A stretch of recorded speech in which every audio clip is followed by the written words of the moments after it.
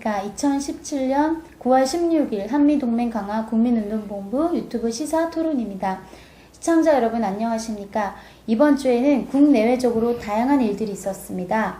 유엔 안보리 이사회에서 대북한 제재에 대한 결의가 있었고 그것을 맞춘 것처럼 북한의 미사일 실험이 문재인 정부 들어 11번째 실험이 있었습니다. 북한은 유엔 안보리 이사회의 대북 제재 결의를 비웃기라도 하듯이 바로 미사일 실험을 했고 국제사회를 놀라게 하고 있습니다. 자, 이런 상황에서 오늘 한미 강보는 이런 유엔 안보리 이사회의 대북 제재와 북한의 미사일 실험에 대해서 토론해보고 그 외 다양한 국내외 뉴스에 대해서 분석해보고자 합니다. 네, 오늘도 한미 강본의 사무총장님과 여성국장님을 모셨습니다. 안녕하십니까? 안녕하십니까? 네. 먼저 한미강본의 사무총장님이신 김병규 박사님을 모셔서 현 국내의 시국에 대해서 알아보기로 하겠습니다. 김 박사님, 예. 네, 이번 주에 드디어 우리가 주시했던 유엔 안보리 이사회에서 대북한 제재를 발표했는데요. 그 내용에 대해서 어떻게 생각하십니까? 예, 이번에 유엔 안보리 이사회에서 대북한 제재에 대한 결의가 있었습니다. 네. 근데 지난주에 이제 여러 가지 일들이 많이 일어나지 않았습니까? 그런데 이제 이번에 유엔 안보리 이사회에 저희들이 이제 많은 기대를 했던 것도 좀 있었는데, 네. 물론 이제 그 중국이나 러시아가 자연스럽게 미국의 어떤 여러 가지 제재에 동참할 거라고는 생각하지 않았습니다. 하지만 그 미국이 아마 러시아와 중국을 지속적으로 설득을 하고 그 다음에 좋은 결과를 나오기를 기대를 했는데 생각에 못 미치는 그런 결과들이 나온 걸로 보입니다. 첫 번째 가장 중요한 것은 뭐냐면 북한에 대한 원유 제공을 완전히 차단하는 것하고 그 다음에 김정은 정권에 들어가는 정권 유지용 자금을 차단하는 것이 주 목적이었는데 사실은 이 부분이 이제 실적으로 제재에서 빠진 상황이 된 거죠. 네. 그래서 중유는 30% 정도로 이제 감액이 되고, 그 다음에 이제 북한 노동자들을 내보내는 것에 대한 제한은 했습니다. 그 다음에 섬유 부분에 일정 부분 제재를 가하는 것으로 했지만, 사실 이런 부분에 대한 것들이 중국과 러시아를 설득해서 나온 결과라고 보기에는 조금 실망스러운 내용이 아닌가, 네. 이렇게 생각이 됩니다. 그래서 유엔 안보리 이사회에서 나온 대북한 제재가 현재로서 미국의 어떤 만족도에 낮다고 본다면 아마 미국 자체로 또 새로운 제재를 준비하지 않을까 이렇게 보입니다. 네. 네, 정말 이번 제재가 정말 예. 충분치 않기 때문에 또한 미국의 다른 제재를 기대해 본다고 얘기를 하셨는데요. 예. 그러니까 이런 제재에 맞추어서 북한이 바로 미사일 실험을 했습니다. 예. 자, 이것에 대해서는 어떻게 보아야 할까요? 제가 이미 예상을 했듯이 네. 사실은 북한 제재가 걸려도 아마 북한은 반발했을 거고 네. 또 제재가 합의가 되지 않았더라도 북한은 아마 역시 반발했을 겁니다. 그런 상황 속에서 제재 얘기가 나오자마자 바로 북한은 미사일 실험을 했습니다. 네. 근데 미사일의 이번에는 미사일의 거리가 약 3,700km 정도가 됐습니다. 3,700km가 일본의 오키나와를 지나서 태평양에 떨어졌는데 이 거리가 사실 중장거리 정도에 해당하는 거리로서 사실 뭐냐면 방향을 조금 틀면 미국의 그 괌을 타격할 수 있는 그런 충분한 거리로 가능하다는 것이 중요한 사실이고 북한이 그리고 이 미사일을 쏜 다음에 실전적으로 완전히 완성 단계에 이르렀다 이렇게 지금 얘기를 하고 있습니다. 네. 이 말은 뭐냐면 이 미사일을 양산 체제로 갖추어서 얼마든지 이런 거리의 미사일을 많이 생산해내서 네. 미국에 대항할 수 있다. 이런 어떤 이제 선전포고 같은 네. 상황이 되는 것이죠. 그러므로 말미암아서 이번 미사일 실험은 이제까지 미국이 어떤 임계점이 넘으면 문제가 된다고 했는데 저는 실질적으로 이번 미사일 실험이 미국에 직접적인 위협을 줄 수 있는 아주 실무적인 어떤 그런 실험이 아니었나 이렇게 보고 있습니다. 네. 예. 네, 이러한 국제사회의 북한에 대한 제재의 방향에도 불구하고 흥미로운 것은 문재인 정부가 대북한 지원 의사를 밝혔습니다. 이 부분은 또 어떻게 보아야 될까요? 이게 또 이제 문제가 될 수 있는 소지가 있는데요. 상당히 지금 말이 많습니다. 여야 간에도. 그리고 이제 그 전날에 문재인 정부가 사실 미사일 발사 이후에 사실은 문재인 정부가 좀 더 어떤 그 압박과 제재로 나갈 것을 기대했는데, 그렇죠. 문재인 정부가 800만 불을 국제사회에서 북한에게 지원하는 금액을 지원하겠다라고 결정을 내렸습니다. 이 부분은 물론 이제 그 유니세프라고 하는 그다음에 이제 국제 유엔 산하의 국제 기구에서 관할하는 것이지만 현재 이 여야 간의 문제가 많은 것은 왜 이런 시기에 북한을 지원하는 금액을 해야 되느냐라고 하는 어떤 그런 갑론을박이 있는 거죠. 그래서 상당히 이 부분에 대해서 여러 가지 이제 여론들이 들끓고 있는 상황입니다. 그래서 800만 불이라고 하는 것은 약 한 2억 정도 되는데요.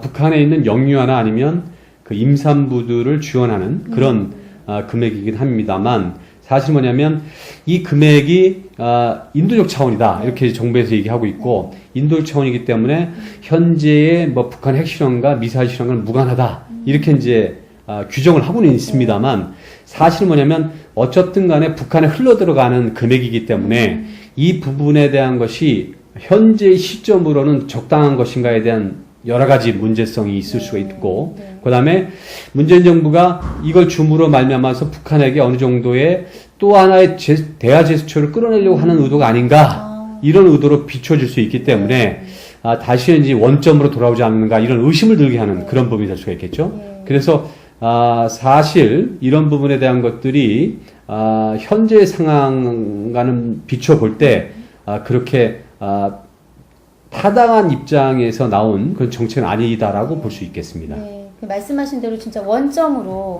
다시 돌아간 느낌이 듭니다. 그래서 사실 이런 대북 지원 사업에서 우리가 지난 정부에서도 계속 해온 일인데요. 사실 이런 자금보다는 실질적으로 뭐 분유나 정말 아이들을 위할 수 있는 물품으로 제공해야지만 이것이 딴 곳에 쓰이지 않는다는 그런 의심을 좀 버릴 수 있겠네요. 네, 그러면 지금까지 지난주에 뉴스를 잘 들어봤는데요. 그렇다면 현 상황에서 문재인 정부가 앞으로 어떻게 해야 될지에 대해서 우리가 분석을 좀 해주시고요. 북한의 향후의 방향이 또 어떻게 될지 앞으로 더 세계가 주시하고 있고 대북 제재를 하고 있는 상황에서 어떤 방향으로 갈지 말씀해 주시겠습니까? 제가 볼 때는 북한은 앞으로도 멈추지 않고 계속 미사일 핵실험을 할 것입니다. 그리고 어저께 그 미사일 그 발사로 인해서 북한은 완전한 그 전시의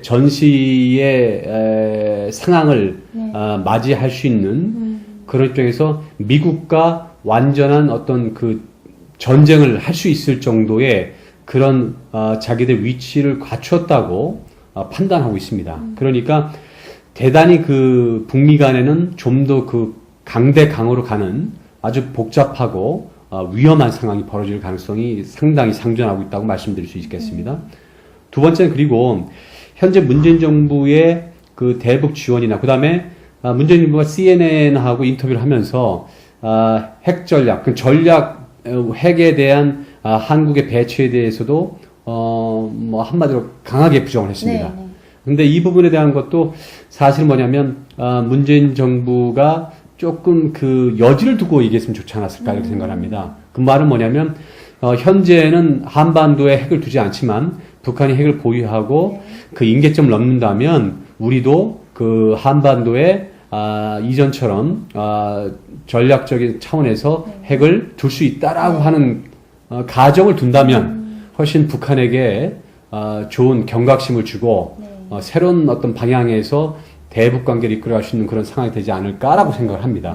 하지만 현재 상황에서 이 800만 불 지원하고 그 다음에 그 핵 전략에 대한 근본적인 지금 대통령으로서 이제 안 된다는 내용을 얘기했기 때문에 이 부분에 대한 것들은 아마 지속적으로 아마 우리 현재 한국의 정치 상황에서 상당한 논란이 있을 가능성이 높습니다. 그리고 북한은 앞으로도 지속적인 미사일 실험과 그 다음에 핵실험을 강행함으로 말미암아서 미국을 마지막까지 아마 더 조이고 조여서 자기들과 대화를 할 수 있도록 만들려고 아마 발버둥을 칠 것으로 생각이 됩니다. 이런 상황 속에서 다음 주부터 이제 북한의 여러 가지 어떤 그런 그 공격적인 미사일 실험이나 핵실험이나 그 외에 북한의 여러 가지 어떤 도발들이 실체적으로 미국을 향해서 더 진행될 가능성이 높아지고 있다. 이렇게 볼 수 있겠습니다. 더 심해질 수 있다라는 분석이시네요. 예. 네, 잘 들었습니다. 근데 이번에도 역시 북한이 일본을 향해서, 일본 상공을 향해서 미사일을 쐈습니다. 예. 이것에 대한 일본의 입장은 어떨까요? 예, 이번에 그 미사일을 바로 쏜 직후에 네네. 아베 총리하고 이제 문재인 대통령과 통화를 했습니다. 그래서 아마 아베 총리가 아마 우리 대한민국이 대북한 800만 불 지원에 대해서 아마 항의를 좀 한 것 같습니다. 네. 왜 이런 시기에 그 800만 불 지원해야 되느냐, 타당하지 않다는 또 그런 입장을 표명한 것으로 알고 있습니다. 이번에 이제 3,700km의 중장거리 미사일이 일본 홋카이도를 넘어서 이제 태평양에 떨어졌는데, 이게 상당히 이제 의미가 있는 부분인 게, 일본은 지금 이제 계속해서 북한의 미사일이 자국의 상공을 날아가고 있는 상황이기 때문에 상당히 긴장을 많이 하고 있고, 일본에서 호해를 뿌려가면서 계속 일본 이제 국민들에게 이제 긴장감을 높이고 있는 것입니다. 그 다음에 언제든지 대피를 하라고 이런 입장으로 방송을 하고, 그 다음에 미사일을 쏘자마자 3분 이내에 바로 이제 그 사이렌이 울려서 그 일본 그 주변에 있는 그 지역들을 대피시키거나 아니면 경각심을 주는 그런 상황으로 지금 진행이 되고 있습니다. 오히려 우리 대한민국 국민들보다 굉장히 공포감이 있고 직접적으로 다가올 것 같아요. 일본 그렇죠. 그러니까 뭐냐면 뭐 한국은 아직까지 미사일이 우리 상공을 뭐 계속 날아다녀도 예. 우리는 지금 현재 아무 반응이 없는데, 훈련도 없고요. 일본은 사실 뭐냐면 자국의 상공을 날아가는 것만 해도 일본 국민에게 대피 훈련을 시키고 그 다음에 이제 경각심을 줘서 미사일에 대한 어떤 그런 문제를 지속적으로 제기하고 있는 거죠. 사실 이제 이런 부분에 있어서 우리가 상당히 배울 점이 많은 것 같아요. 그래서 현재 우리나라 사람들은 너무 이제 그 사실 경각심이나 아니면 그렇죠. 현재 비상사태에 대한 어떤 그런 어떤 뭐 대비책이라든가 이런 것들이 너무 부족한 상황인데, 일본 이런 부분에서 굉장히 철두철미하게 준비하고 있다는 것이 굉장히 돋보이는 것이라고 생각이 됩니다.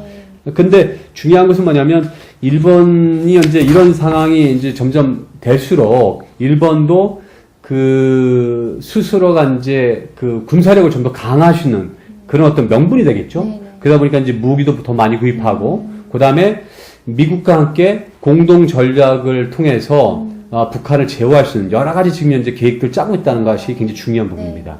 이런 부분에 있어서 보니까 한미일이 사실 뭐냐면 똑같은 배를 타고 이 북한 핵실험이나 미사일 실험에 대비해야 될 필요가 있는데, 지금 현재 한미일이 이제 엇박자가 나고 있는 그렇죠. 거죠. 네. 그러니까 한국만 뭐냐면 빠진 상황. 그렇습니다. 한국만 빠진 상황이 되기 때문에 잘못하면 이게 뭐냐면 우리가 북미 간에도 한국이 코리아 패싱이 일어날 수 있고, 그 다음에 한미일 어떤 그런 공조 속에서도 한국이 또 이렇게 도태될 수 있는 그런 상황이 발생될 수 있을 가능성이 있는 겁니다. 그렇기 때문에 이런 부분일수록 한미일이 똑같은 의견을 가지고 똑같은 행동으로 나가는 것이 대북한 전략에 있어서 가장 타당하지 않은가, 저는 이렇게 보고 있습니다. 예. 중요한 말씀, 한미일 공조가 중요한 시점이라는 말씀이고요. 예. 자, 그 다음은 김성애 여성국장님 모셔서 어제 있었던 제67주년 메가더 장군 인천 상륙작전 기념식에 대해서 들어보겠습니다. 네, 김 국장님. 네. 어제 기념식에 다녀오셨는데요. 네, 어제 한미강본에서 회원님들과 네, 함께 이제 참석을 하셨다고 하는데 그 기념식 행사가 어땠는지 좀 말씀해 주시겠습니까? 예, 9월 15일은 이제 제 67주년이 되겠죠. 네. 인천 상륙작전 그 전승일인데요. 그 저희 한미동맹 강화국민운동본부 회원 여러분들과 함께 인천 그 자유공원에서 거행되었던 그 헌화식에 다녀왔습니다.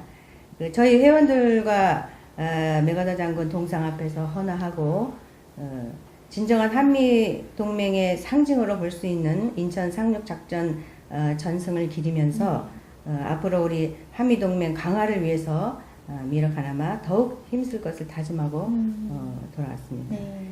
예, 이 인천 상륙 작전은 북한의 기습 도발로 발발한 네. 한국 전쟁의 판도를 일거에 뒤집는 네. 그러한 세계 전쟁사에서도 그 유례가 없는 기념비적인 전투였다고 이런 인터뷰를 하는 네. 어느 한 참전 용사의 인터뷰가 기억이 납니다. 예.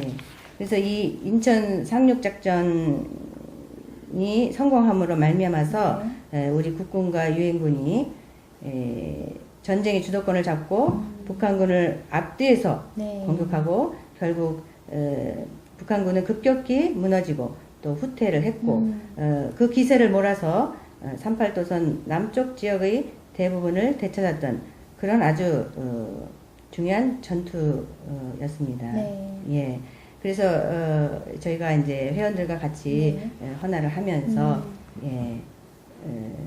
이것을 통해서 한미 동맹의 중요성이 더욱 인식되는 그런 행사였습니다.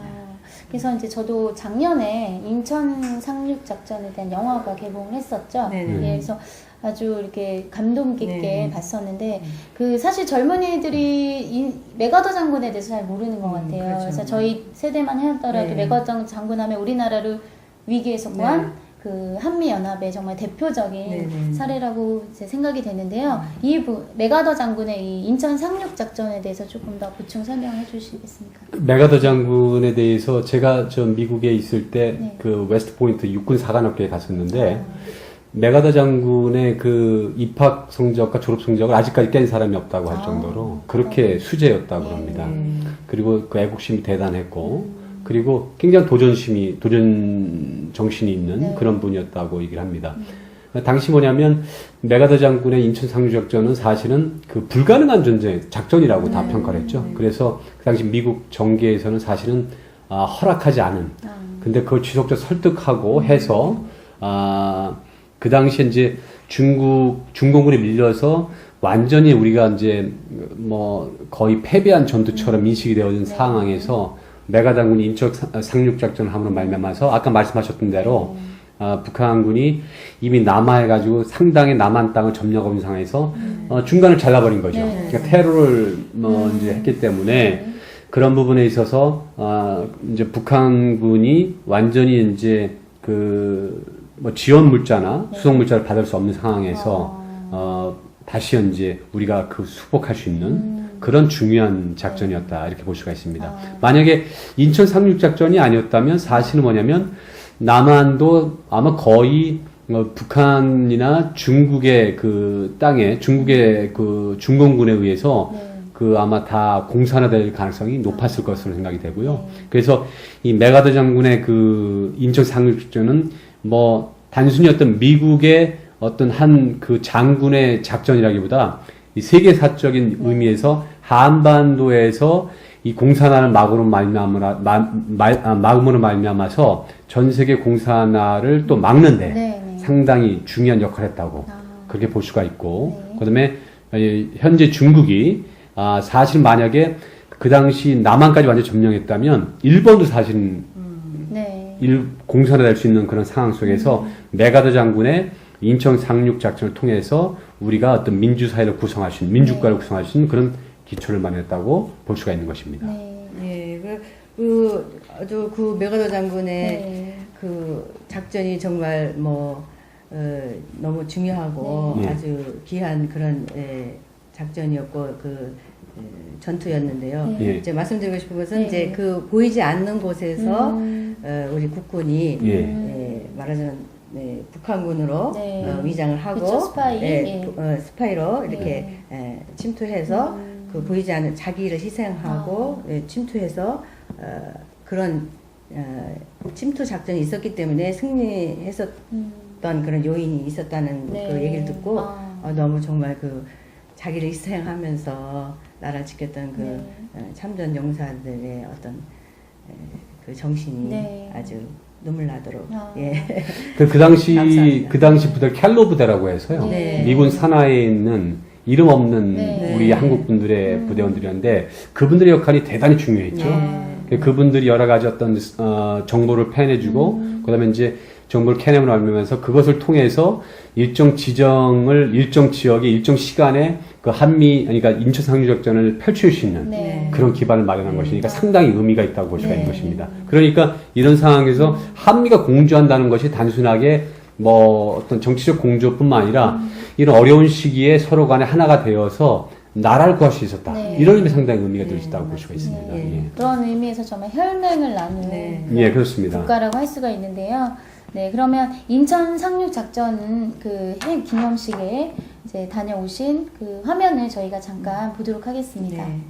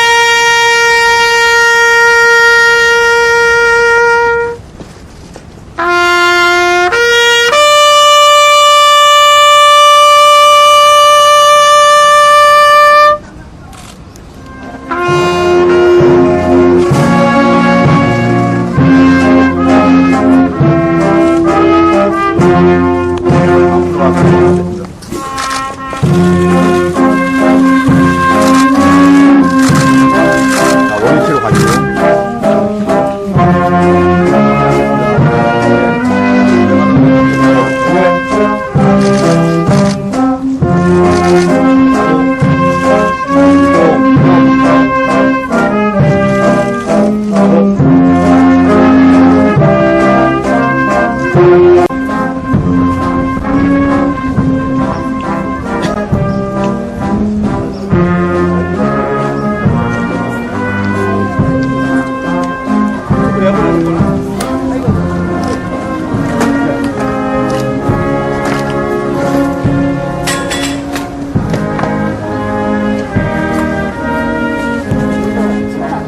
감사합니다. 네, 한미 강본이 여러 가지 역할을 국내적으로 많이 하고 있는데요. 앞으로도 많은 활동 기대해 보겠습니다.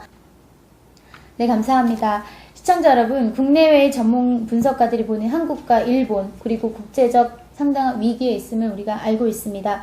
이럴 때일수록 한국은 한미동맹에 있어 더욱 강화되어야 할 것이라고 사료됩니다.